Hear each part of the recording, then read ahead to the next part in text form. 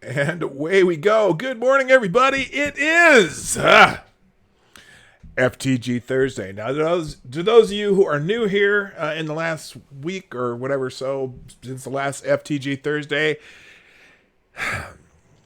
somebody in the chat explain FTG Thursday. We have, well, it's a feature that we have every Thursday where we just have to sometimes have to say, I can't even talk. Sometimes we just have to say, fuck that guy. Or fuck that gal. Or fuck that group. I'm swearing early in the show, so I guess this one won't be monetized. Oh, wait. I'm not monetized anyway, so I can say whatever the hell I want. The reparation coffee is ready. The show's ready. How about we play an intro and get started? Bingo. Boom. Ladies and gentlemen, coming to you live from the Lucky Dog Studio in a hidden location somewhere in the upper Midwest of the United States of America, it's a brother making his own way, but with all the wrong opinions. Welcome to the Morning Night Live with your host, yours truly, P. Dog Night.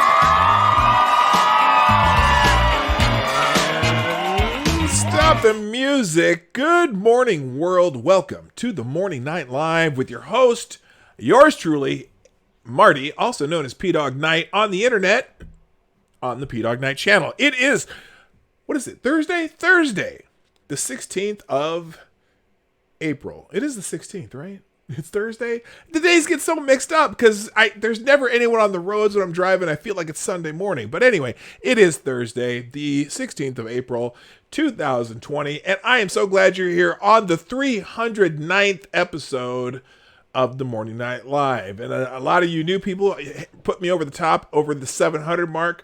Still got to get to 1,000 so I can get the regular super chats and shit like that. But that's okay. We'll do it the way we've been doing it since the beginning, just over a year ago. I see lots of people in the chat. Let's do a quick hello right now before it gets too heavy and I can't keep up to who's in the chat today. First of all, my friend Tyler F. gets the bell for being here first. There you go. Good morning, Cindy Rochelle. Looks like you're going to be a regular. You're here bright and early, too. Good morning, Maniac Man, Gunfox61, Advocatus Diaboli, the Devil's Advocate, Green Thunder Demighty, Jay Legato, Jay Wolf, Renee Miete. I'm going to try to say that. I'm going to just say Renee. Don't walk away, Renee. Okay, you probably never heard that song. Well, maybe you have. You might be old enough to have heard that song. Good morning, Renee. And let's see who else is here. Zero the Hero, D.I. Freighter. Texas Red's going to be lurking because I know you got to work and stuff. Donatello, Slap a Fellow. Good mornings. I'm just scrolling because it's hard to keep up. Black, Hebrew, Israelite. That's right. I'm glad to see you in the chat too. Also, we got Young Lions Young Lions Perspective. I hope I didn't miss anybody. Trucker Matt, what's up? I'm so glad everyone's here. All right. Renee Miette. Renee Miette. I'll learn it eventually. I'll get it right. I promise. Someday I will get it right. That's close. That's got to be close. All right. So now, here we go. Now, a lot of you are familiar with Joe Scarborough, and I'm at work, and when I'm at work, I'm just auditing packages and stuff. I work for UPS, for those of you who didn't know, and sometimes I don't have anything to do, so I throw on the old Twitters on there, and the Twitter thingy shows me that Joe Scarborough tweeted something, and so I decided to put Beaker and Leaker on the front page. Good morning, Declan Butler. Oh, by the way, you know what? Someone asked me if it was Techno Thursday. And it's technically not. See, on Mondays, I usually play metal. And on Fridays, it's Funky Friday. I play some some funky music. Hello, Young Lions Perspective. Okay. Someone said, is it Techno Thursday? And I don't necessarily have Techno Thursday. Sometimes I play reggae on Wednesdays, and I just change up the genres. But since you asked for techno, I'm kind of go with the electronic dance music today. So here goes. Yeah, I hear the intro. Here it comes. Good morning, Jaeger Pony. Good morning, Sean. What's up? I can't say names. Well, not that I can't say names. If it's a name that I'm not really familiar with how you say it based on how you spell it, I'm not always going to get it right. It's not monkey. And for those of you who are worried about whether or not that was Sean being racist, no. Our friend Ranting Monkey also can't pronounce names. That's somebody else. He wasn't saying anything about monkey related to me. That was related to somebody else. Okay. All right. And Mad Max, what's happening? Okay. So what was I talking about? Oh, this song, whatever this is. What the hell is this music? Can y'all hear that even? Which, it's not a big deal. It's what? I'm trying to figure this out. Y'all hear that? I got that up really loud. I can't hear it. Okay, whatever. I don't care. Anyway, let's get into Joe Scarborough though, because I'm looking on the old Twitters this morning, and Joe Scarborough is kind of on a roll this morning, and he had a couple tweets that made me go,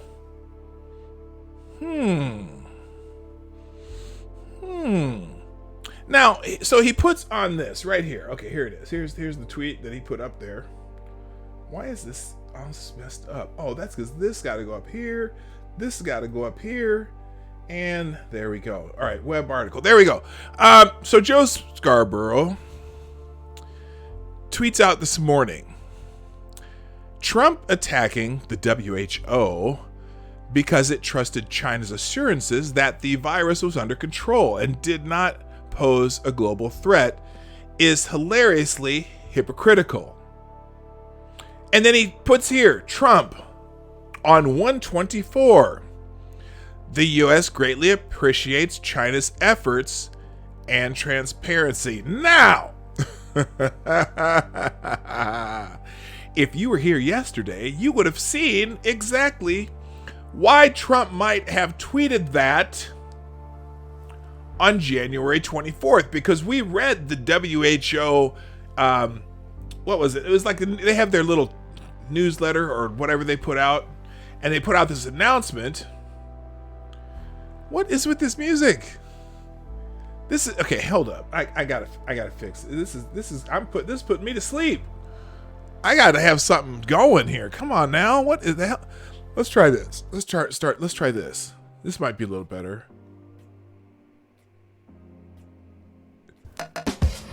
Okay, I got a super chat instead. Oh my goodness. James Colley in the house. Thank you for the super chat, sir. It says, wait, what's this say? Donate. Okay. I got a couple going on here. Y'all are okay. Good morning. James Colley says, oh shit, hang on. This thing, how did this get messed up? That's what's going on. I'm in mini feed.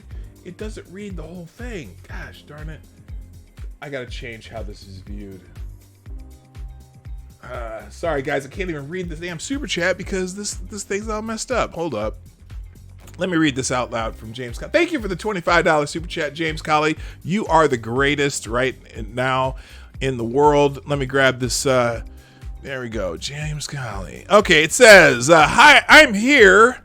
I have some stimulus dollars, which makes me 50 times better than the California governor because I give to Americans. Hey, that's damn bell-worthy right there. Also, thank you. This is Kyle for the $3 super chat.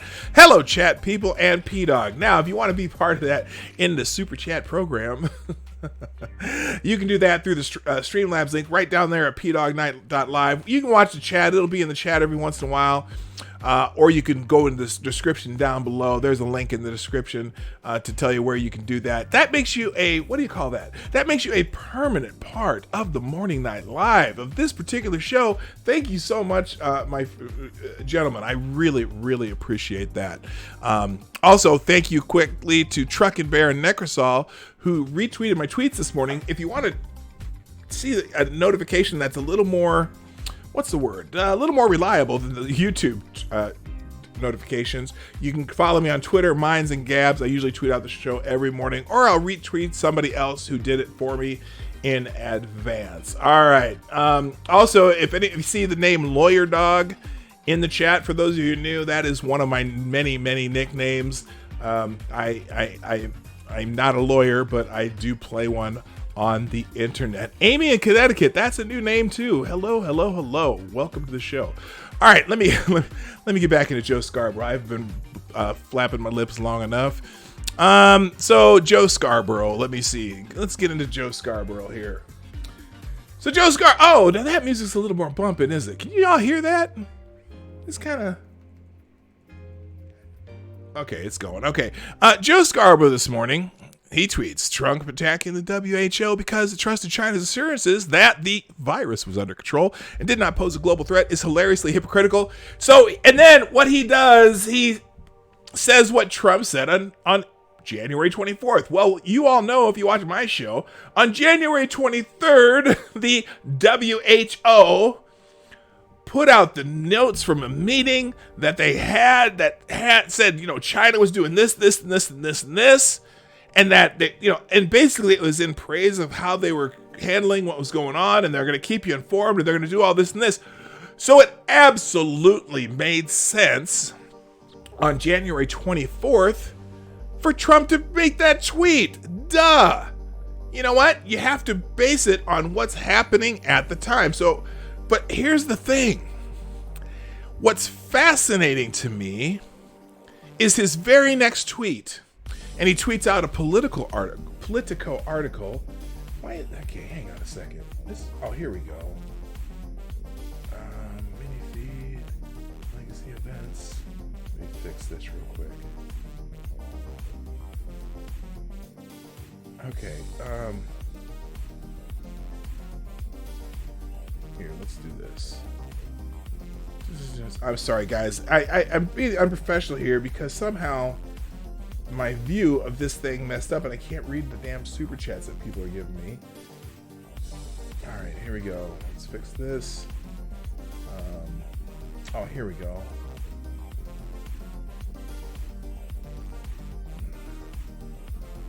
All right. Anyway. All right. So he puts out this tweet, putting up a Politico article, which is this article here. 15 times Trump praised China as the coronavirus was spreading across the globe. And I'm thinking, okay, what is going on here? Why is it suddenly that you've got Politico putting out an article when Trump praised China, and you got Joe Scarborough retweeting it and saying it's hypocritical, even though at the time that he said these things, every time he said one of these things, it was after there was a report that the WHO or somebody else gave out that said that they were doing these things. And so in theory, my question for Joe Scarborough is, okay, let me ask you this, Joe. Should we have immediately disregarded the WHO? Are we not supposed to trust the WHO who is praising China? So, and look, here's in this article. This is stupid. This is really stupid. Look, here's the examples they give. January 22nd, they're in the middle of a trade negotiation, right? And Trump says one of the many great things about our just signed giant trade deal with China is that it will bring both the USA and China closer together in so many other ways. Terrific working with President Xi, a man who truly loves his country. Much more to come. So you're buttering up the dude you just did a trade deal with, and you're happy about the trade deal. Is that appropriate for Trump to say at that time? Okay, remember, we don't know the extent of the coronavirus apocalypse yet. All we know is, some bad things are starting to happen in China. We're getting all different kinds of information. Some of it sounds bad, some of it sounds good. Trump, who is Trump listening to at this time? Is he listening to his intelligence people who are not medical experts, but may said, hey, this could be worse? Or perhaps the trade commissioner, whatever that, what's his name? Well, whatever his name is, who said, that we could have millions dead, Or do you listen to health experts? Who are the health experts? The WHO, the CDC, the National Institutes of Health. Now, let me just remind you, the CDC and the National Institute of Health are getting their information exclusively from the WHO because China would not allow the CDC to enter the country to be a part of the discovery process and the science trying to understand what this virus is. There may be a couple reasons for that we may discover later, but that's where it was. So they were relying on the information they got from the WHO, who is supposed to be the organization that we fund for the most part. We've put the most funds in that organization, who's supposed to be telling us the truth. Now, if the WHO has to rely on the Chinese scientists and the few people that they're getting in there, and that's the information we know on January 22nd, when they're saying this is not a crisis yet, what the fuck difference does it make if Trump is praising China for a trade deal at that time? It doesn't. It makes complete sense. So, sorry, Politico and Joe Scarborough, that doesn't make sense. Now, what's the next one? January 24th. China has been working very hard to contain the coronavirus. The United States greatly appreciates their efforts and transparency. It will all work out well. In particular, on behalf of the American people, I want to thank President Xi. January 24th. Well, we just talked about what happened on January 23rd. The WHO had a meeting. They said China was doing all this shit and being transparent, blah, blah, blah, blah, blah. Should we not have believed the WHO at that time? Well, sure, if you're trying to watch the instant replay and see which receiver was open, it's certainly easier to tell which receiver is open on the instant replay, but not while you're in the middle of the play. That's my armchair Elway reference. You might have saw that on Twitter this morning. January 29th, remarks. At the signing ceremony for the United States-Mexico-Canada agreement, Trump says, and I honestly think, as tough as the negotiation was, I think our relationship with China now might be the best it's been in a long time. It's reciprocal. Before we were being ripped off badly. Now we have a reciprocal relationship, maybe even better than reciprocal for us. Okay, this has to do with trade agreement. It has nothing to do with the coronavirus. And they just signed the trade agreement. How many days earlier? 7 days earlier. So he's talking about trade agreements. Is that praising China for the coronavirus shit? No. We don't know that they lied to us yet. January 30th in a Fox interview. China's not in great shape right now, unfortunately, but I think they're working very hard. We'll see what happens, but we're working very closely with China and other countries. Okay. Yeah. How is that praise? They're working very hard. They're trying to take care of some things that are going bad, and we're hoping that it goes well so that we don't get this shit too. February 7th, remarks at North Carolina Opportunity Now Summit in Charlotte. I just spoke to President Xi last night, and we're working on the problem, the virus. It's a very tough situation, but I think he's going to handle it. I think he handled it really well. We're helping wherever we can. Okay, so did the show start? What do you mean did the show start? Anyway. Yeah, the show started. What are you talking about, Gun Fox? But anyway, I could go through every one of these. I'm not going to, right? I'm not going to go through every one of these. But yes, every one of these has some corresponding thing, some corresponding event that he would have said these things about. Now, as we learn more and more and more about what's happening, obviously we're figuring out that China just fucked up. Wait a minute, did YouTube just updated? What happened there? Y'all are here. Anyone else having this trouble? Anyone else having trouble with the show? I'm just curious. If you can throw that in the chat, that would be very helpful. So anyway, but Joe Scarborough, I'm sorry, Joe, is now the new narrative in the media that Trump's mistake was trusting China? Because I do remember on January 31st, when the president decided that they announced the travel restrictions. We had called this a national health emergency, and they were going to change how they're doing some things, and they did the restrictions on travel from China. Does anyone remember him getting any criticism then? Oh, wait a minute. Wait a minute. China? Oh, no. That's you can't stop travel from China. That's racist. And that's xenophobic. Right? It was, and oh no, Nancy Pelosi's down in Chinatown in San Francisco. No, everything's fine, and you should come to Chinatown and everything's safe, and we should, everyone's virtue signaling. And in New York City, the health commissioner's like, you know what, this is not a big deal. You can come on down and celebrate the Chinese New Year. And it's funny, no one mentions Fashion Week either. If you were here a few days ago, we kind of went through the article where the New York Times was saying that most of the coronavirus cases, or no, not even most, they said a majority. Now, when they say a majority, that could be 51% or that could be 99%.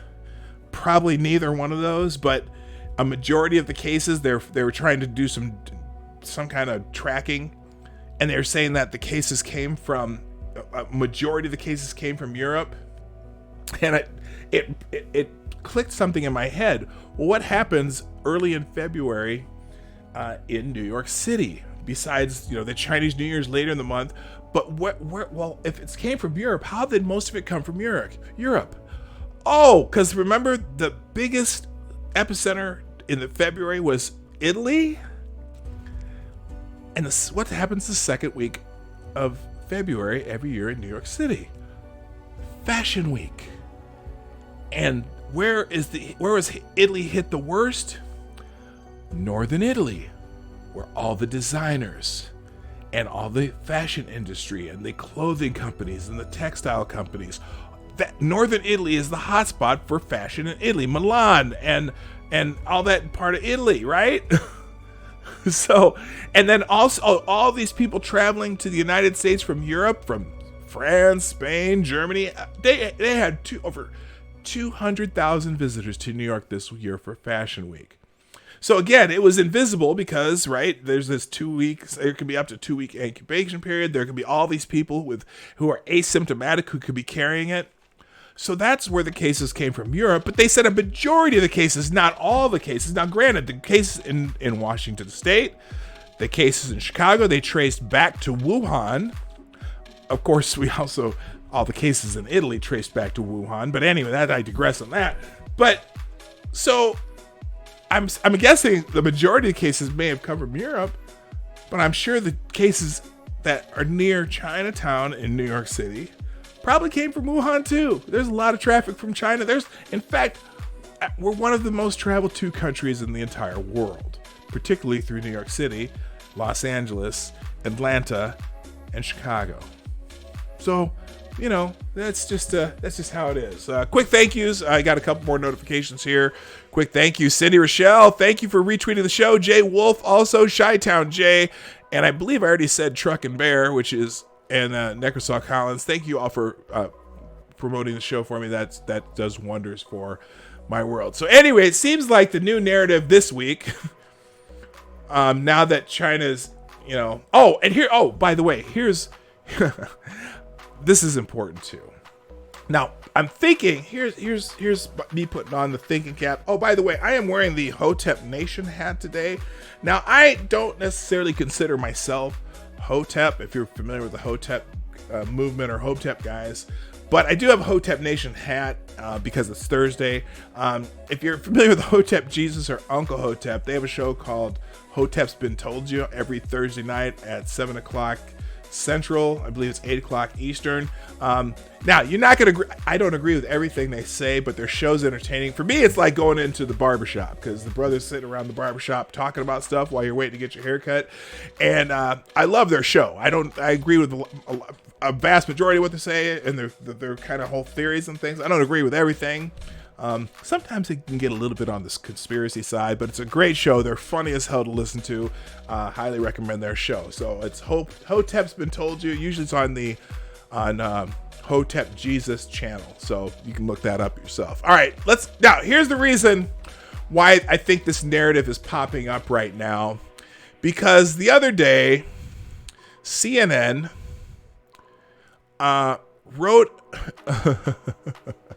put a story on CNN.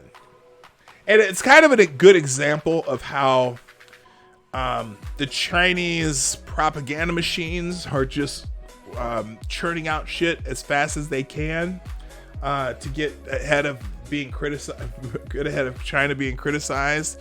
So here is one of those examples. CNN puts an article out, which they've edited several times by now, which we'll talk about in a second. Chinese state media claims country's navy is not affected by coronavirus. Now that's what the headline says right now. I'm going to go into this little article right here on the Daily Caller. Following backlash, CNN scrambles to stealth edit article repeating Chinese PLA propaganda. I think that's why we're starting to get I think the narrative's changing about China. Now they're going to say, oh, we knew all along China was lying. Why didn't the president? CNN scrambled to quietly edit an article repeating Chinese People's Liberation Army propaganda Wednesday morning following backlash. The article, published April 13th, relies on a report from the People's Liberation Army, the PLA, claiming that their Navy has done a much better job of controlling coronavirus than the U.S. Navy. Portions of CNN's write-up are extremely similar to PLA's military press release. The Daily Caller first reported on CNN's PLA propaganda push using a blurb from their live updates page, which appears to have been published shortly before the longer separate article that has since been updated. You mean edited without without noting it? Hi, Johnny Hellcat, okay, ladies and gentlemen in the chat right now, the very first guest ever at the Morning Night Live, the very first person ever to put up a chat and watch the show, Mr. Johnny Hellcat. Thank you, sir. Welcome to the show. I am glad you're here. All right. So the blurb on CNN's live updates page and the article both solely used a report from the PLA. CNN's blurb on the live's update page has not been updated. This story, now here it says, so quote, this story has been updated to include Pentagon reaction and recent developments in the Western Pacific. An editor's note from Wednesday morning now reads at the top of the longer article. So here's the, let's see, CNN or a press release from the Chinese Liberation Army. So here's a side by side. Let me see how they did this. Let's show you the side by side here. All right, so I'll click the tweet here and let's see. So here is see which you can tell which is which. Okay, a Chinese naval flotilla headed into the Pacific over the weekend. Evidence that the People's Liberation Army Navy has done a much better job controlling the coronavirus than the U.S. Navy, according to a story posted on PLA's English language website. Here's the other version.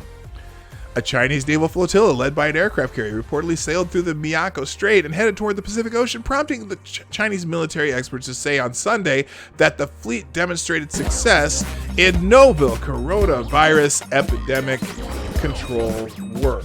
All right, James Colley with the $10, sir. Is that where? God damn it! What is wrong with this? Hang on a second, gang. I'm going to fix this right now. Got a couple super chats coming in. First, we got, Black Hebrew Israelites. That's what I passed. Hang on a second. Let me fix This is driving me crazy. I gotta figure out how to fix that later. All right, let's do a little refresh and I'll read the super chats real quick. I'd like to read them right away so I don't forget them. Oh, it's Kessler's birthday? Oh my gosh, it's Kessler's birthday. Happy birthday, Kessler.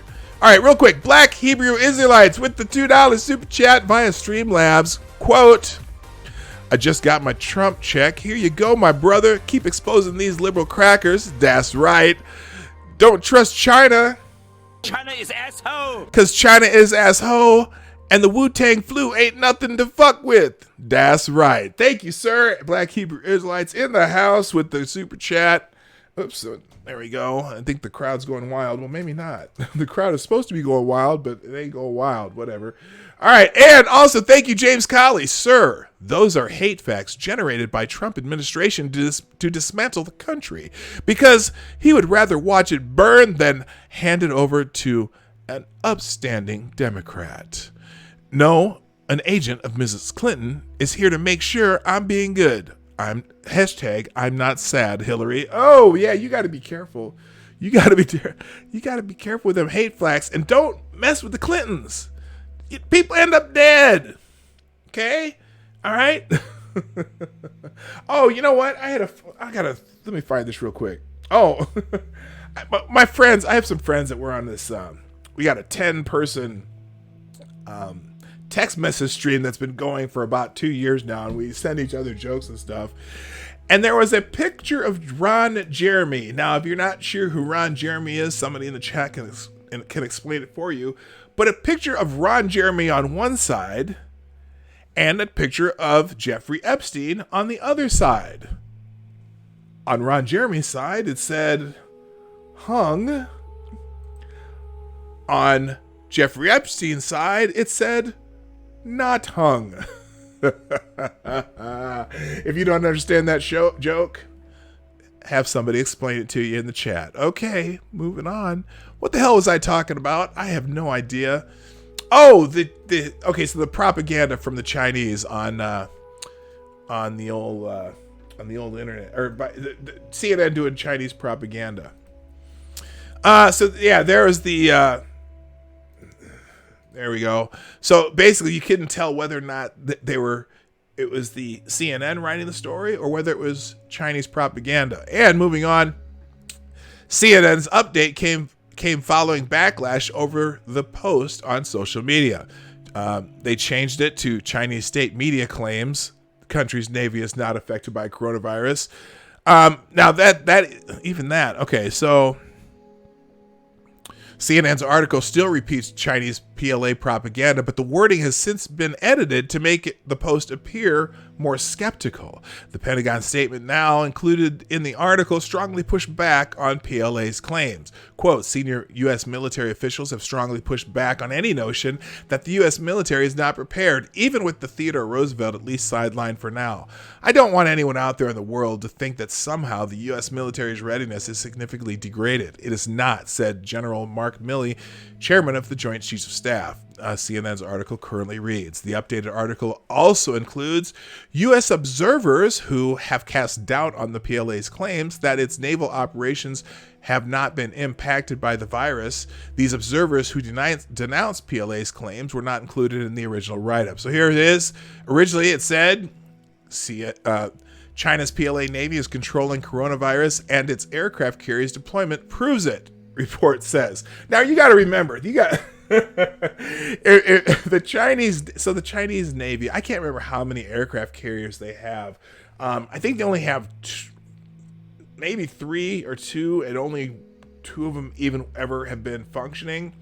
And so they have this one aircraft carrier out there, and they see that they are so proud of having. The updated headline, they changed the headline though. They changed the headline from China's PLA Navy is controlling coronavirus and aircraft carriers deployment proves it, report says, to Chinese state media claims country's Navy is not affected by coronavirus. Now, this is also hilarious because if you the difference between the United States Navy and the Chinese Navy, let's see, let's go. Let me think of a good. It's the difference between the New York Giants, which again, no matter how bad you think the New York Giants are, they are still an NFL football team, right? It's like the difference between the New York Giants and the Little Giants from the movie. You know who I'm talking about? Someone tell me who was in Little Giants. It was the dude. He was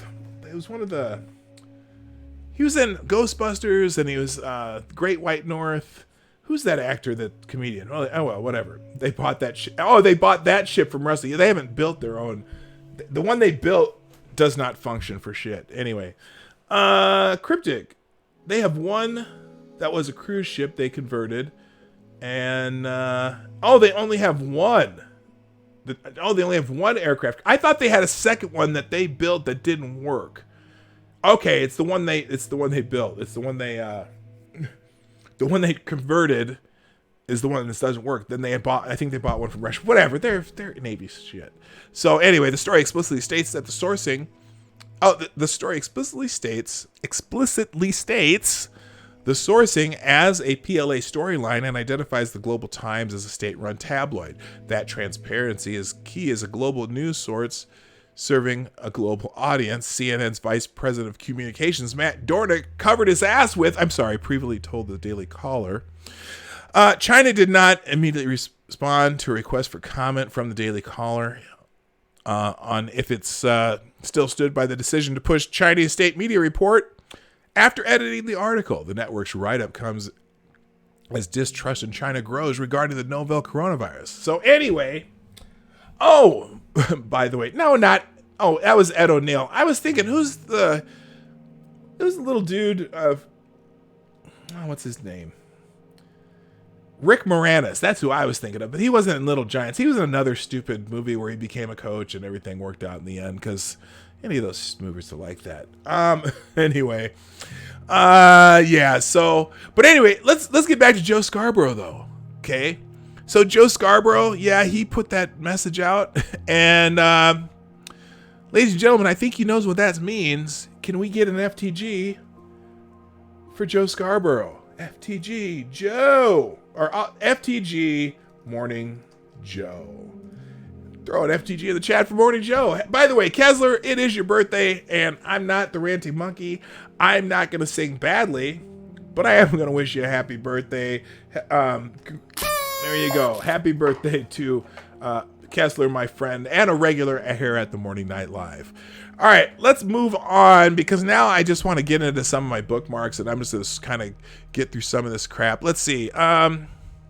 I found this article slightly ironic too, and this is gonna give an FT. You might as well go ahead and throw an FTG out there for the AP.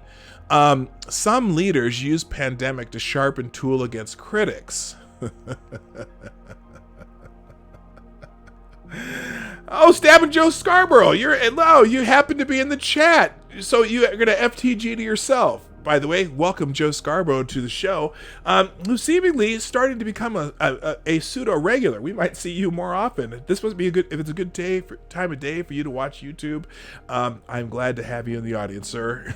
But that shit you tweeted this morning was really stupid. All right, here we go. Some leaders use pandemic to sharpen tool against critics. Now, here's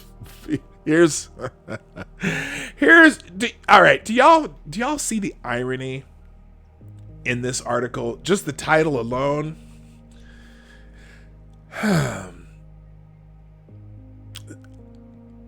Let's flip around the wording a little bit. Some critics use pandemic to sharpen tools against leaders. Isn't that kind of what's happening here in the US? Now, let me give you a quick theory here. Or I don't know if it's a theory, it's my thought process, and you may or may not agree with it. And I'm more than happy if you don't necessarily agree with my thought process. That's okay. I'm not, it's not going to make me feel bad or anything like that. But here's my thought, okay? Because I know in the United States, all the media, for the most part, except for the corporate media, whether they love Trump or don't love Trump, I don't care. But most of them don't love Trump, and the media that does love Trump is using this pandemic as much as they can, because they're trying to get Trump out of office. And you know what? The people here normally, I'm fairly ambivalent toward Trump. I think he's turned out way better than I expected, because in 2016, I was never Trumper. I just didn't want either Trump or Hillary. I thought, holy shit, I'm going to vote for a giant rock to hit the world and end it now.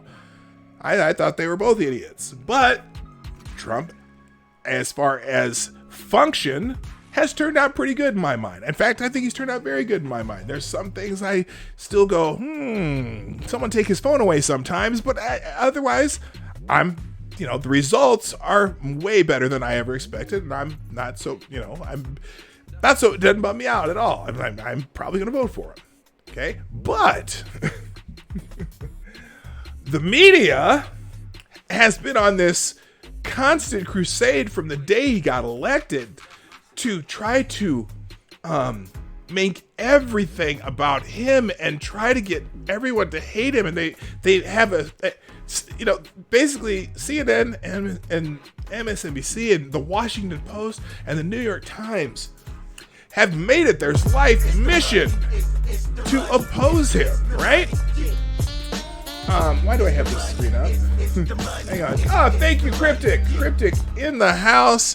Let me refresh so I can read it. I have to figure this out, man. I don't know why this isn't working. Is it the settings? No, that's not the one I want. Anyway, here we go. Thank you, Cryptic, with the super chat saying, okay, by the way, if you're not familiar with Cryptic in my chat, Cryptic always has a joke. Him and Sheograth are the kind of compete for the puns, but here we go. Why won't Monica Lewinsky vote for Hillary Clinton? The last Clinton presidency left a bad taste in her mouth. Oh my gosh! Yes, the crowd loves it. Whoops, the crowd loves it. There we go. All right, you get that. Thank you, Cryptic, for the 333. Threw up a little Shaq-alicious up there. That would be my Shaq tab there. All right, back to this article.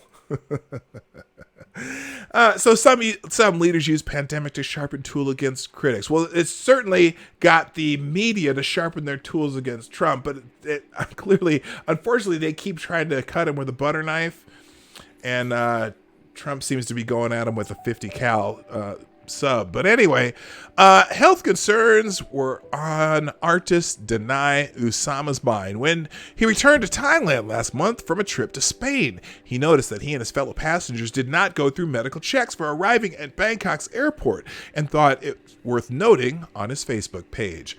The airport authorities denied it, lodged a complaint with police, and he was arrested. Oh my God. In his gallery in Phuket.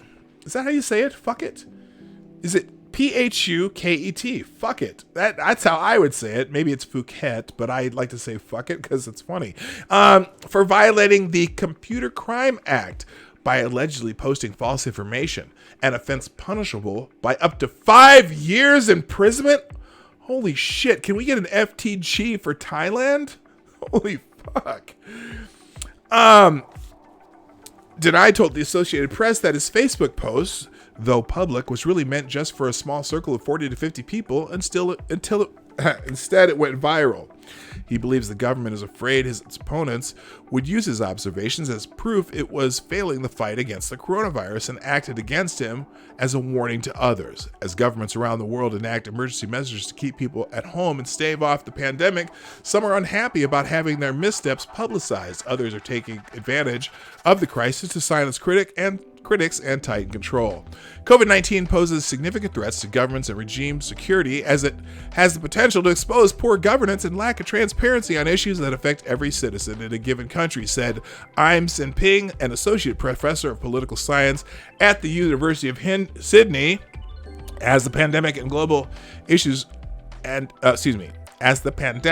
a global issue and is constantly in the news around the world, governments have a harder time controlling messages to the public without exposing how much they do in comparison to other countries around the world, she said in email interviews. And that's where we're going through that right now. It's so funny how much complete and utter shit Trump gets. Granted, we're in the United States, and you expect the American media to, complain about what's happening here. But it's funny that they don't see what's going on around the world. Do they just not look? Do they not look at the worldometer thing that shows you what's happening in all the other countries? Do they not know what percentages are? Do they not know how bad it is in Europe right now compared to here? If you take, take France, Spain, Italy, Belgium, Germany, Netherlands. There's 70,000 some people dead in just those countries in the EU. And they have, if you combine those, yes, we have the most cases. We have the most cases as a country. Okay? 330 million people. and over 3 million tests done so far in the United States. Almost 3 times as many as any other country's done. Of course, we're going to find more people with it. We're going to find more people who are symptomatic. We're going to find more people who are asymptomatic. And in theory, we would have a lot more people dead, correct? And yet, we're not even half of what the EU has. So when you compare, you can compare us to one country in the EU, but when you compare it to several countries in the EU, it's about this. It's about the same. And when you want to go and blame somebody, no, I don't blame President Trump. Okay, President Trump and his task force, working with what they know, working with what they had at any given time during the stretch of this crisis. Do I blame Andrew Cuomo for things he said in the month of January, February, and March? No. He was working with the information he had, as much as he knew at the time. Okay? Now, do I blame Bill de Blasio, who did some asinine things in hindsight? Well, you know what? You always know which receiver's open on the instant replay, Armchair Elways. That's my favorite saying right now. I made that up myself. You always know which receiver's open in the instant replay. Yes, de Blasio, based on hindsight, de Blasio said some stupid shit. Nancy Pelosi taking people to Chinatown was stupid as fuck. The health commissioner of New York City said was stupid as fuck, but it was based on what they knew at the time and what they assumed. And so, but can you blame them? Yes, there were things happening in those other places, but they thought it was safe. They weren't lying. They just didn't know. And so you base it on what was happening at the time. But who do we know for sure? Who do we know for sure was lying now in hindsight? China is asshole. Oh, yeah. Anyway, so now the other thing about this article that I found funny, in Cambodia, well, not funny, I'll read the rest here. In Cambodia, where Prime Minister Hun Sen has been in power for 35 years, human rights group, whatever that human rights group is, has documented 24 people being detained for sharing information about the coronavirus. Oh, wow. All you people who think Trump's a dictator, look around the world. Some of these assholes are going to jail actually, now that I think about it, look in North Carolina where they're arresting people for attending a drive-through church service, or in Michigan where you can't buy seeds. Oh shit, that's that shit's starting to happen here, isn't it? Okay. Anyway. All right, they include 4 supporters of the dissolved opposition Cambodian National Rescue Party. Human Rights Watch also reported the arrest and questioning of a 14-year-old who expressed fears on social media about rumors of positive COVID-19 cases at her school and in her province. The group withheld more details to safeguard the girl's privacy. Hungary's Prime Minister Viktor Orban may have been the most adroit at exploiting the health crisis. His country's parliament granted him the power to rule indefinitely by decree.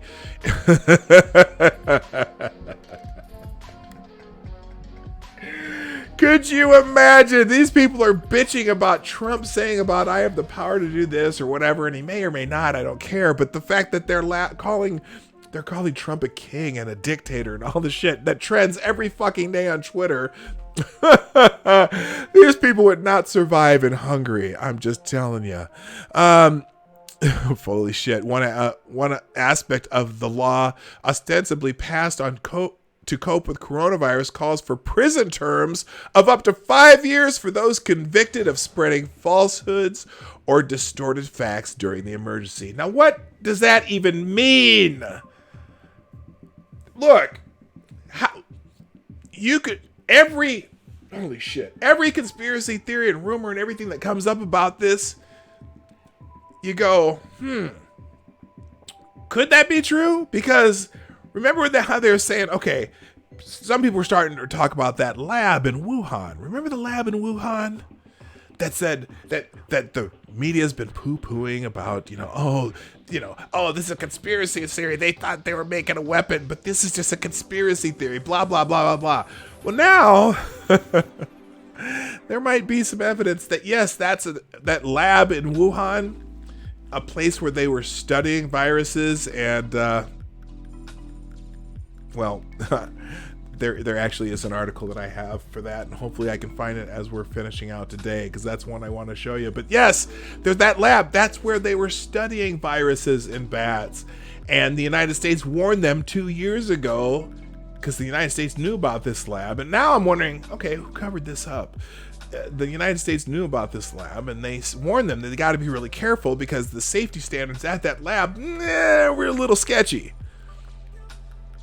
So no, I don't think the virus was created. I sound like Elmer Fudd. I got a man through on the yacht. I don't think the virus was created in a lab, but was the virus being studied in that lab? And poor procedures may have caused it to leave the lab unintentionally. Even if look, we're at a point right now where we just need to make sure that we save as many lives as possible. All the conspiracies here, they can figure out what the hell happened later. But I tell you what, a certain congressional 9/11 style committee probably ain't gonna do that. Probably not. You know what I'm saying? Declan Butler broke that story. Declan Butler. Oh, is that the story? Okay. Y'all are having a nice conversation in the chat, and I'm missing it. I'm sorry. Anyway, where else? Philippines. Oh, lawmakers in the Philippines last month passed special legislation giving President Rodrigo Duterte emergency powers. By the way, can we get an FDG for Viktor Orban, the new prime forever leader of Hungary? FTG, fuck that guy. Anyway, all right. Duterte, let's see. What did Duterte do in the Philippines? Lawmakers in the Philippines last month passed special legislation giving President Rodrigo Duterte emergency powers. Emergency powers are a bitch, aren't they? You find it if you live in some of those states. You know what it's like, because some of the governors have lost their damn minds too. Duterte already criticized for a brutal war on drugs that has left thousands dead. Wait a minute.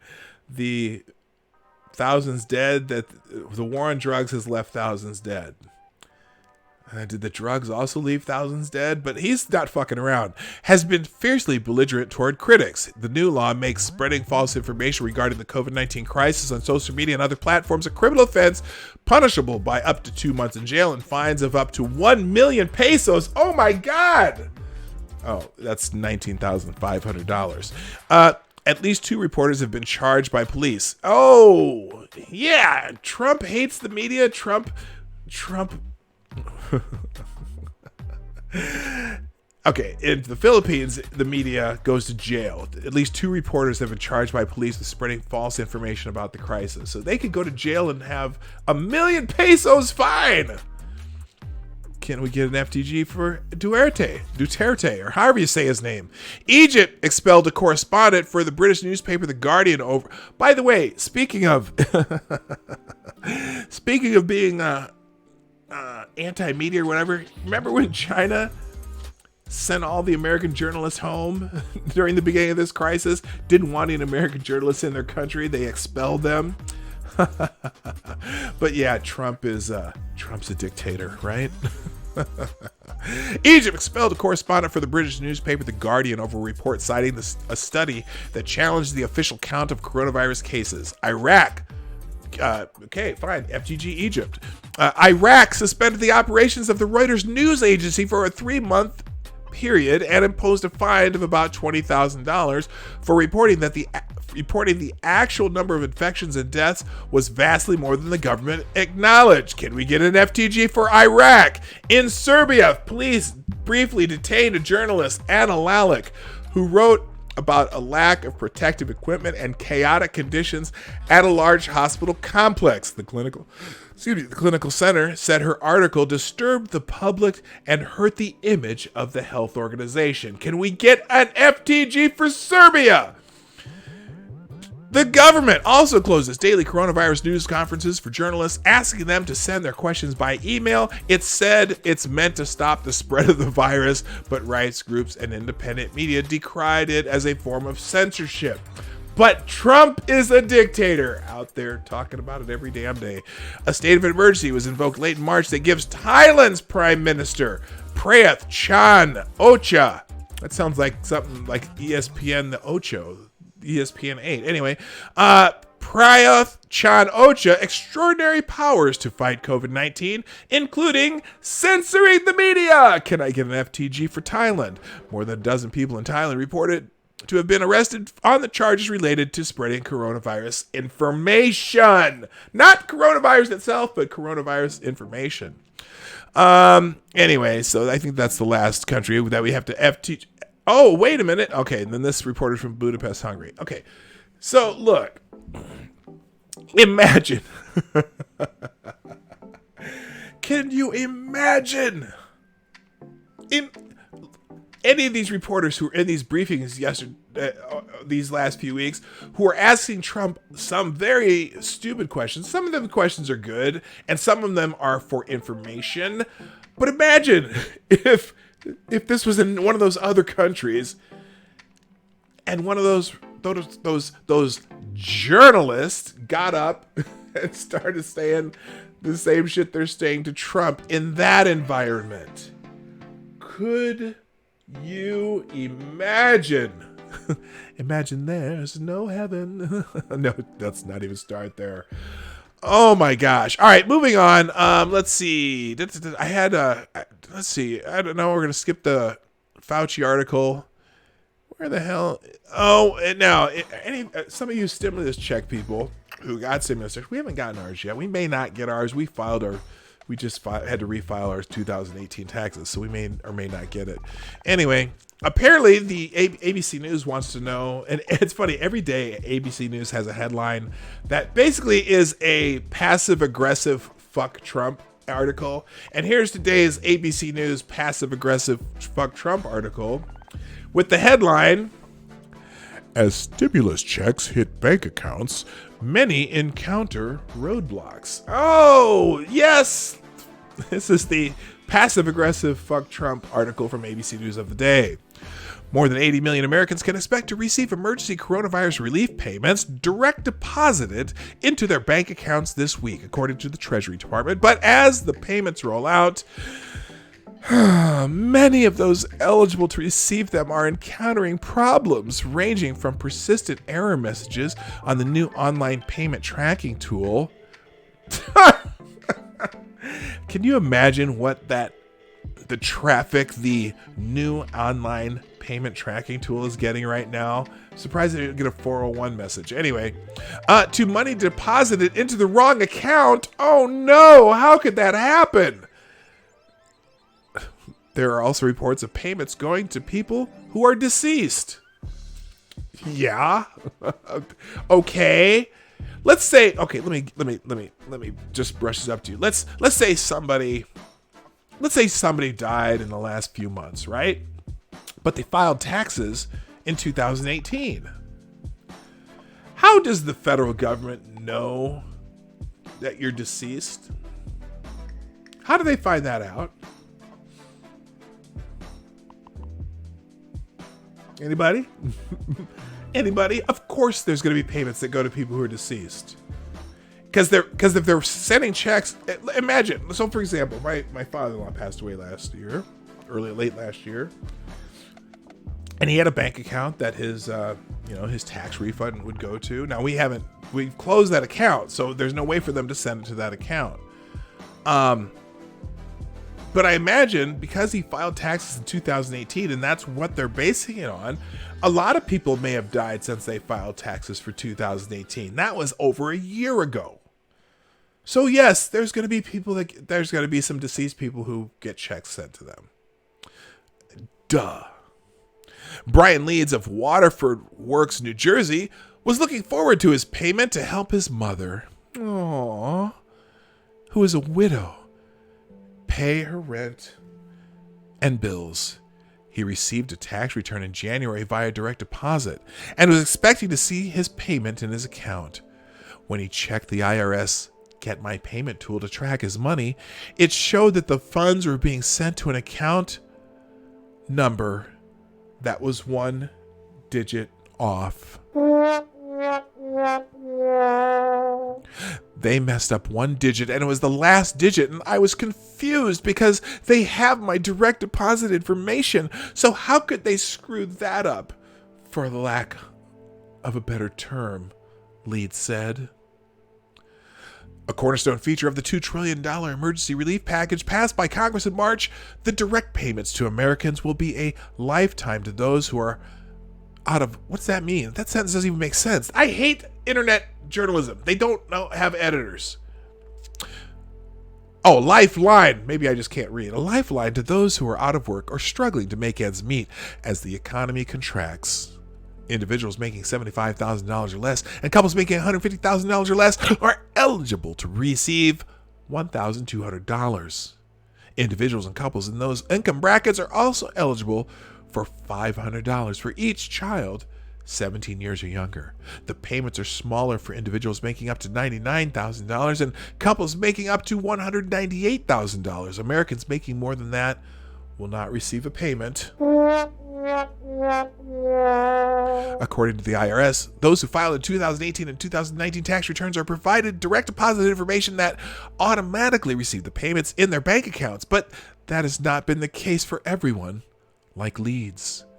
I tried calling my bank. The bank said that the account ending in 1429 doesn't even actually exist in their bank, Leeds says. Your life makes me sad. Then he attempted to call any phone number he could find for the Treasury Department and the IRS to get help, but none of their lines were accepting calls. Yeah, God, how many calls do you think they're trying to go through right now? Okay, so let's see, 2015, I think it was. I was having some tax problems, right? I was trying to figure out my tax, and I went to call one of those helplines in, like, towards the end of March, right? And I got put on hold, right? It's because when everyone's calling the IRS at the same time, you get put on hold. And it takes a while. And I literally just put a speakerphone on and I left it on hold. And I think it was on hold for 4 hours before someone answered that phone. I mean, it just...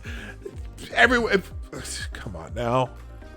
In the immortal words of Joe Biden, is that his name? In the immortal words of Joe Biden, come on, man. He then attempted to... I don't know how you just send out $1,200 to random bank accounts and not verify that they're actually real. Oh, my God. I'm not going to read any more of this. Fuck FTG to whoever this guy is. I don't even know his name. This is do you see what this is? Do you see where we're going here? This is a passive-aggressive fuck Trump article. Because, you know what? Do y'all understand why I'm not thrilled about the possibility of Medicare for all or any government health plan? I'm going to just stick to the health plan I get through UPS because it works pretty damn good. Now, granted, do I think there should be some options that the government can help with for people who have low income or can't not the people who can't afford health insurance and choose not to get it, but people who can afford health insurance. Do you think we should have some kind of safety net? Maybe we should. And I agree that is a safety net. I'm fine with a safety net. I'm not fine with a safety hammock. Okay? Safety net, good. Safety hammock, bad. And, oh, yes, Cindy. Oh, yes, of course. No matter what time of year it is, you can always say FTG IRS. Can I get an FTG for the IRS, by the way? This is a bureaucratic agency that is run by bureaucrats. That no matter who the president is, no matter who your congressman is, no matter who your senator is, no matter who your anything, state representative, governor, or whatever, it's a bureaucratic agency. And bureaucrats will bureaucrat, and they are not efficient, and anything private works better, okay? Because think about it. I would no, don't even think about it. I don't want to think about it. We're the IRS, and we're here to help. Those are the scariest words you should ever hear in your entire existence. We're the IRS, and we're here to help. X'd it out. All right, let's move on. Now, there is definitely now I'm not even going to get into Twitter trends today. I will check if there's I'll check the list, but I don't really. I've got too many things on my list today. Let's see. There was one about Fauci. I'm going to skip that one. We got the China one. Oh. I have to do this one though. This is an amazing thing. CNN's Chris Cuomo.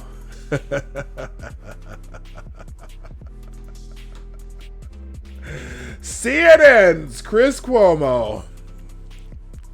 Well, so this is the title of the article. He's scary stupid. New York cyclist singled out in Chris Cuomo radio rant files a police report. Gunfucks, I did not check my emails today. I'm sorry. I'm way behind. I'm gonna send you an email today and ask you a couple questions real quick, but I'll do that a little bit later today. The bicyclist who was called a jackass loser fat tire biker by Chris Cuomo in a radio rant filed a police report against the CNN anchor. Cuomo expressed doubt that his job as a television anchor on Monday, partially because he wants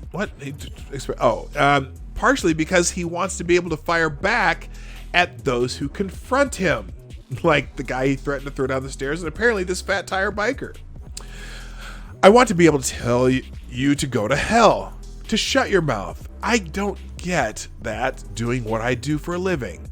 Me being able to tell you to shut your mouth, or will you, I will do you the way you guys do each other.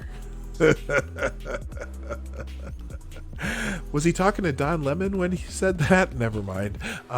Please slap my hand.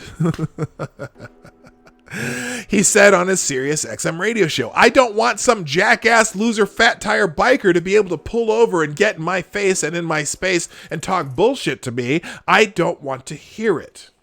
Well, on Tuesday, a man who identified himself as a fat jackass loser fat tire biker, no, he didn't say that, who identified himself only as Dave, told the New York Post that he was the biker Cuomo was ranting about. He said he filed a police report with the East Hampton, New York police after being threatened by the anchor. Sometimes he's scary stupid, Dave, a 65-year-old who has lived in East Hampton for most of his life, said of Cuomo. Now, East Hampton, hold the fuck up here for a second.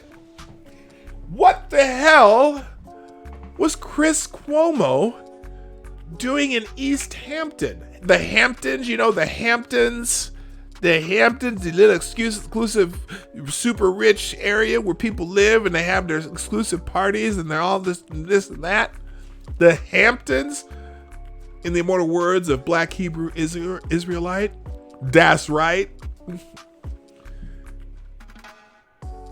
Chris Cuomo's supposed to be at home in his wife's basement recovering from COVID-19. What the hell was he doing in the Hamptons? Well, let's continue. He explained that he spotted Cuomo and his family playing on Easter Sunday in the yard of a property on which the couple is building a new home. Aww. The home is not completed, and Cuomo, who tested positive for the coronavirus, was said to have been quarantining in his Southampton, New York home. But he was in East Hampton. His home is in Southampton. Dave confronted Cuomo about leaving Southampton while sick. I just looked over and said, "Is that Chris Cuomo? Isn't he supposed to be quarantined?" Dave explained later, adding, "I said to him, your brother's the coronavirus czar and you're not even following the rules. Unnecessary travel. Dickhead." Oh, he didn't say dick. That's my own interpretation. According to Dave, Cuomo allegedly responded, "Who the hell are you? I can do what I want." Oh, when you have coronavirus and you're supposed to be on your deathbed in your wife's basement? Are you are risking people's lives, Chris Cuomo. What the fuck is wrong with you? Dave claimed that Cuomo threatened him by saying he said, "This is not the end of this. You'll deal with this later. We'll meet again. I'll meet you in the parking lot." I made that up, last part up. And he said, "If that's not a threat, I don't know what is." The cyclist decided to file a police report about the incident. He noted that he did not want to file charges against the CNN host, but wanted documentation of the incident in case he gets any more feeling that this guy is going to that this guy's a threat to me. Yeah, because Cuomo has a habit of threatening people. You notice that? I mean, remember the dude who called him Fredo? Can I get an FTG for Chris Cuomo? Your life makes me sad. Mr. Chris Cuomo. Now, and it's funny, now apparently, you know, he's supposed to be in quarantine and all, and now his wife has also been diagnosed with coronavirus.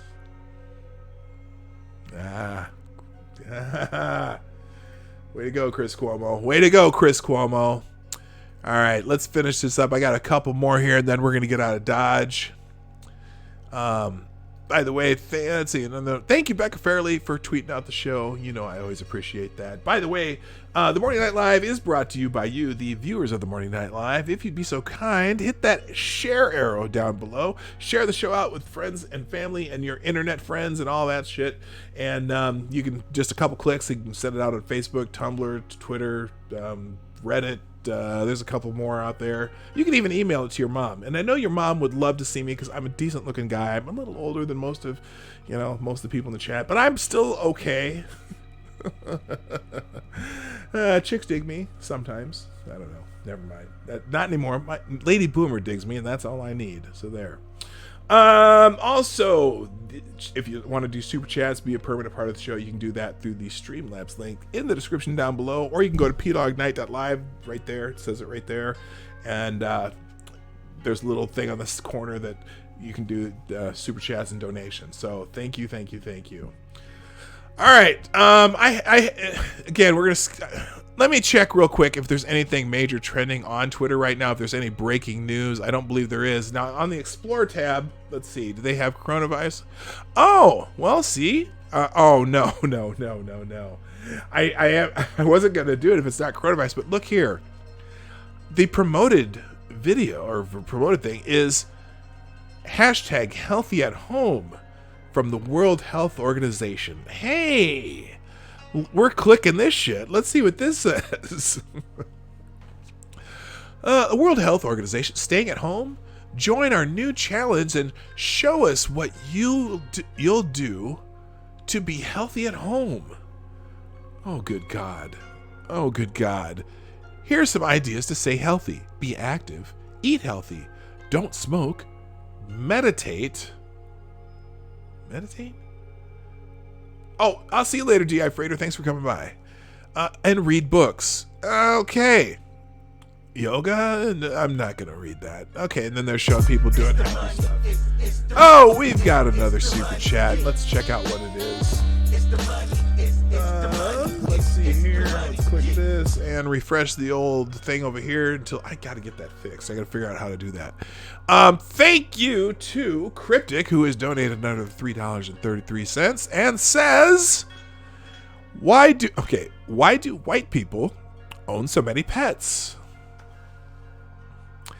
Because they're not allowed to own people anymore. Damn, Cryptic. Damn.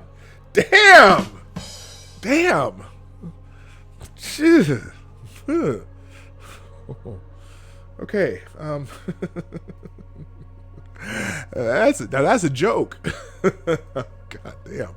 All right. So let's see. All these people. Oh, here we go. Gemma on that hashtag. Gemma O'Doherty. Who is? Okay. This person has 47,000 followers. Please abide by your unelected government's social distancing policy, which applies the same logic that will be used to destroy your country once again, and this time they're coming for your property and savings. Damn, Gemma, tell them how it is. Okay, they show you this is okay standing in line at the food store, but out here in the woods, maybe shooting some geese or something by yourself, that's not okay. Okay, waiting in line at Walmart or Costco is fine, yep, but doing a little fishing with your son, nope, that's not okay. Oh, you're in line at the inside the superstore because the superstore is open, yeah, that looks good, but oh, closed, nope, you're getting some wood at the lumber yard or some paint so you can paint the bedroom that you've been waiting to paint that you're stuck in, and you just want to paint the damn bedroom, but they won't let us sell you any goddamn paint. Sorry,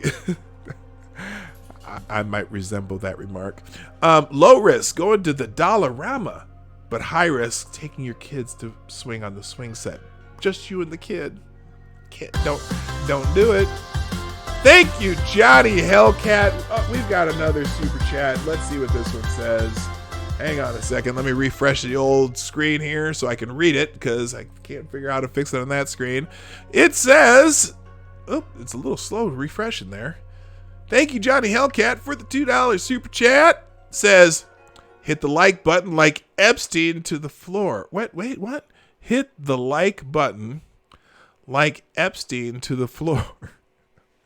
Yeah, hit that like button, people, because I appreciate that. I usually remind you at the end of the show, but Johnny Hellcat did it for me. Thank you, sir. Johnny Hellcat, the very first person ever to watch the Morning Night Live. All right, back to this funny little beam here. It is kind of humorous. What? Okay, so we got, and then finally, essential food, bunny crisps, illegal food, stuff that you're making on a campfire, you and your honey. You know, even in Michigan, they made it illegal. Like, I don't know if where you live, they call it a cabin or a cottage, or Bernie Sanders calls it a summer camp, whatever. If you have a second home, whether it's a little cabin in the woods or you got a second house somewhere, they won't even let you drive from your one house to your other house. Okay, what's the easiest, the very easiest place to social distance yourself from? Inside your car. No one's gonna get next to you while you're driving from one house to the other. Come on, man. Gosh, these people. All right. I didn't really want to. Okay. So anyway, that's on the top of the Explore tab. Let's see if there's anything really important under the trends that I wasn't going to do today, but I'm going to do them now. Let's see. We've got national. There's a hashtag here. Oh my gosh. I'm afraid. So Thursday morning, that's in Thursday vibes. Thankful lots of Thursday stuff going on because every day there's the day trends, and I usually do one, but I'm not today. Howard Finkel. Okay, Fink. Rest in peace, Fink. Who is Fink?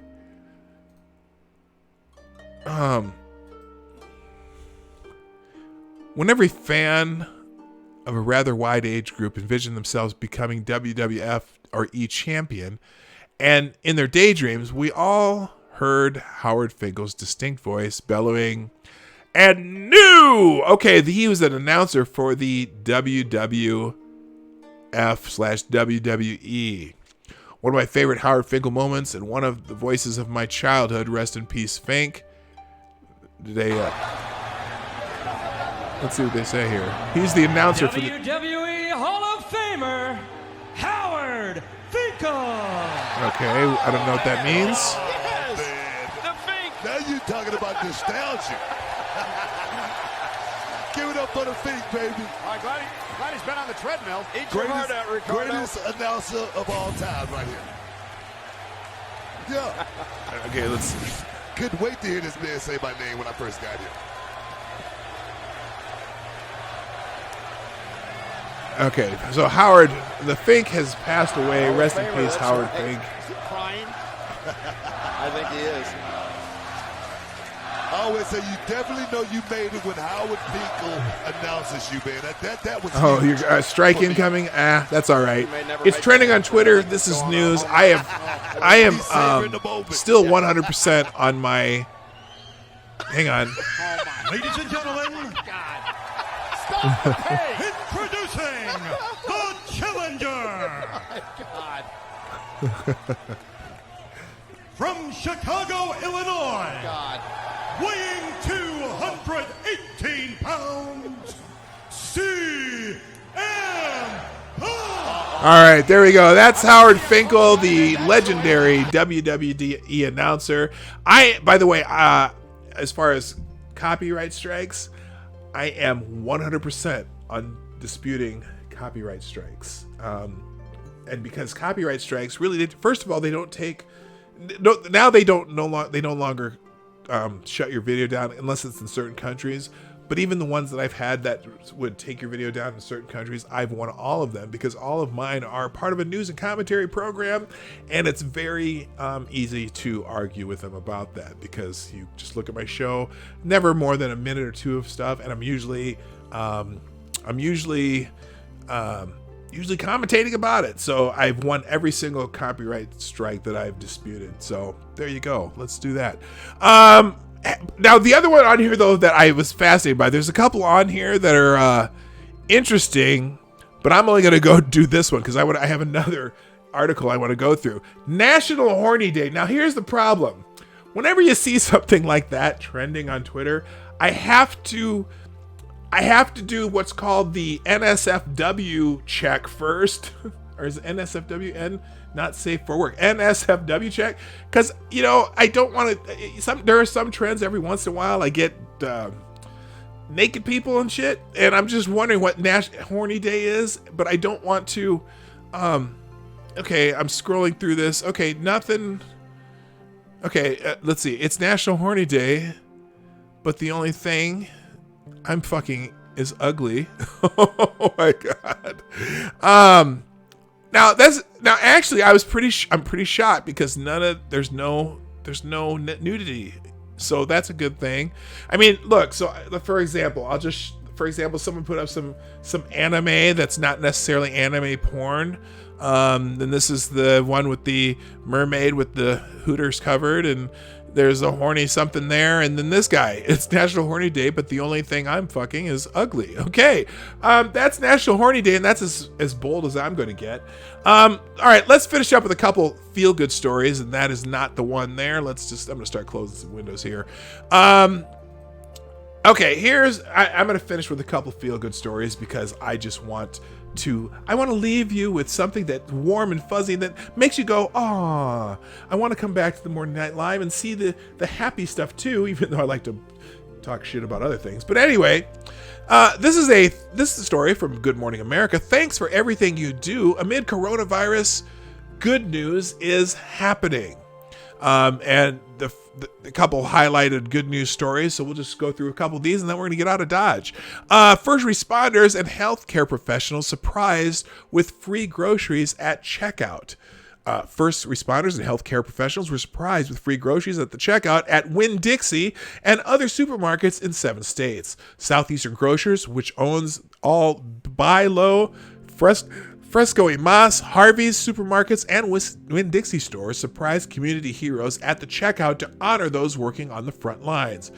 Your groceries are on Winn-Dixie tonight. Thanks for everything you do, the healthcare workers were told. Thanks for being on the front line. And I'm not going to, well, let's see if they can do this. If there's no music, I'll do it. Let's see here. Let's try this. And it's buffering, so it'll probably pop up anyway. The company said it was inspired by the recent generosity of filmmaker Tyler Perry, who partnered with Winn-Dixie to purchase all the groceries for seniors and other high-risk, here I'm going to pause that, and other high-risk customers at all 29 Louisiana locations on April 8th. Southeastern Grocers is dedicated to being there for the community when they need us most. And we believe there's no better time than now to show acts of kindness. Anthony Hucker, CEO of Southeastern Grocers, wrote in a statement. Tyler Perry spoke out about the importance of positivity during this time and how even small acts of kindness can spread hope and unite communities. So that's awesome, man. You know, and if you are able, man, every once in a while, my wife is notorious for this. She'll see an old couple or someone with a veteran's hat on or a police officer, and she'll just buy whatever they're buying at the grocery store. She'll walk by to the checker, here, it's on me today. And it's really, you know, acts of kindness are cool. I mean, we're not rich, but we like doing that kind of stuff. Here's another one. Husband serenades wife through nursing home window. For the past year, John Klein has visited his wife Ann every day at her nursing home, John Knox Manor in Montgomery, Alabama. Because of the coronavirus pandemic, however, the nursing home implemented a no visitor policy. That hasn't stopped John Klein from visiting his wife of 45 years and has serenaded her every day through her window. Through a pain, not a pain, he wrote on Facebook. Ann Klein, who was diagnosed with Alzheimer's disease 17 years ago, sings along when her husband visits her. Despite being apart, John Klein stays positive and says he and his wife are blessed by the support of all the caregivers at the nursing home. All the caregivers are so compassionate, and they're taking precautions to protect residents from the virus, he said. So that's another really nice story. Hospital staff writes inspiring messages of hope for COVID-19 patients. Hospitals across the country are going through tough times right now, but at Ellis Medicine Hospital in New York, healthcare workers are lifting the spirits of staff and patients with messages of hope. Alicia Hotois, an employee at Ellis Medicine, started the hospital's Be Positive campaign by encouraging coworkers to write positive message on whiteboards for the staff and COVID-19 patients. Some of the messages that are shared include, quote, focus on the step in front of you and not the whole staircase, end quote, and, quote, be a rainbow in someone else's cloud, end quote. In addition to writing positive messages, the hospital staff has sent patients get well cards and packages. Even though loved ones can't be at their bedside, we will be, Hotis told Good Morning America. And on that note, give someone hope today, man. I know everyone's going. Here's one way you can do it. You can't necessarily do it in person, but you can certainly make a phone call, right? You can make a phone call to someone you haven't talked to in a while. Call grandma or your mom or your dad or a long lost cousin that you haven't talked to in a while, a friend from high school that you haven't talked to in a while, and just say hello and say, hey, I was thinking about you. How are you? And that can do wonders for people's attitudes. That's it for today on the Morning Night Live. Ladies and gentlemen, it's been a pleasure to be of some form of entertainment. I hope it has been entertaining. And if it has, on your way out the door, make sure you hit the like button if you haven't done so already. We have over 50 people here, but only have 33 likes. Hit the like button if you haven't done so yet. Also, we're here Monday through Friday, 10 o'clock Eastern, 9 o'clock Central, 2 p.m. GMT for people in other parts of the world who don't always use our American form of time and get screwed up with the daylight saving time and shit. And also, if, like I said, if you like what we did, hit the like button. If you are watching on a replay, make sure you leave a comment in the comment section so that I can say hi to you or just acknowledge that you're here. And what else? Oh, you can always support the channel with your donations. Throw something in the tip jar, throw a couple bucks in, and it helps me keep the channel going along. I need to buy some new equipment, so that's what we're working on now. Thank you so much for the people who did do super chats: Johnny Hellcat, Cryptic, James Colley. This is Kyle, Black Hebrew Israelite. You make incentive to keep doing what I do, even though I love doing what I do. And make sure you share this out. And what was the last thing? Super chat. Okay, I did it all. I already did it. So, hey, ladies and gentlemen, it's time for me to go. My name's P-Dog Knight, and I'm out of here. Bye-bye. Have a great day. Hey, this is P-Dog Knight, and thank you for watching today on the P-Dog Knight channel. If you have an observation or remark you'd like to make about this video or my channel, I absolutely welcome you to write it in the comment section down below. I really look forward to hearing from you. And before you go, if you like what you saw but you're not already subscribed, please make sure you hit the subscribe button and definitely click that bell that pops up afterward so you'll be notified when I post new videos or when we go live. I broadcast my live show, The Morning Night Live, Monday through Friday at 10 a.m. Eastern, 9 o'clock Central. A special thank you to all supporters of this channel who share our videos on social media and who make donations through the Streamlabs link, which is also in the description down below. Thanks again, and until next time, I'm P-Dog Knight, and I'm out of here.